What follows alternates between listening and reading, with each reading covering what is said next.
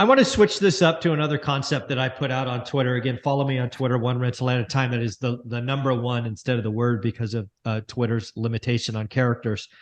I want to ask you two guys, what if inflation is a feature, not a bug? If you believe that, which I certainly do, I believe it tells you exactly what to do. You can either complain or you can acknowledge that inflation is the rule and act accordingly.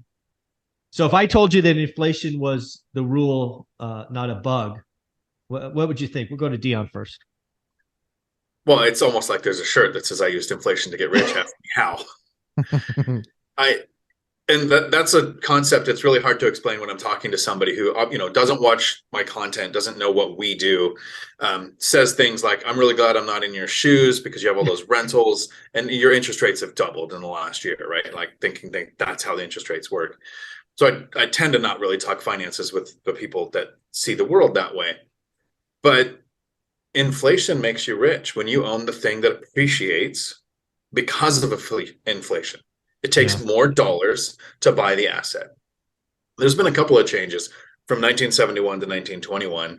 And inflation is huge. In 1971, we went off the dollar standard. Gold standard. Or the gold, yeah. The dollar went off the gold standard. So we have the fiat money now. So inflation started to take off. So people who had started investing in appreciating assets, we started in the 70s having two-income households. We added the 30-year mortgage at a larger scale than at any point but prior to that. And a lot of people's wealth is tied up in their home.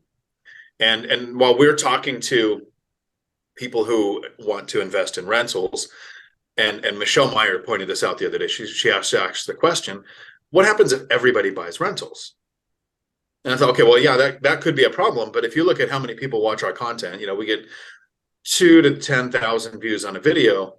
And you make a chess video, go to Gotham Chess, check it out. They get 700,000 views in 20 hours on a chess move. So I don't think we have a concern of people ever on a large scale owning rentals, right? But so for the average person, not the people watching this content, that the 401k program, a large component of people's wealth is in their retirement accounts. It's in their primary home that aren't investing in real estate. So I think even people making, and to use Matt's term, the dumb choices of maxing out your retirement accounts, trying to pay off your house, that even people doing those dumb things are more likely to be wealthy now than they were in the 70s. And then you take people who add YouTube University to their mix, and you realize that, there's other ways to invest outside of a retirement account that can produce cash flow and appreciation and get principal pay down, where there's tax incentives to make you want to do this. And you're going to see that upper income class grow more.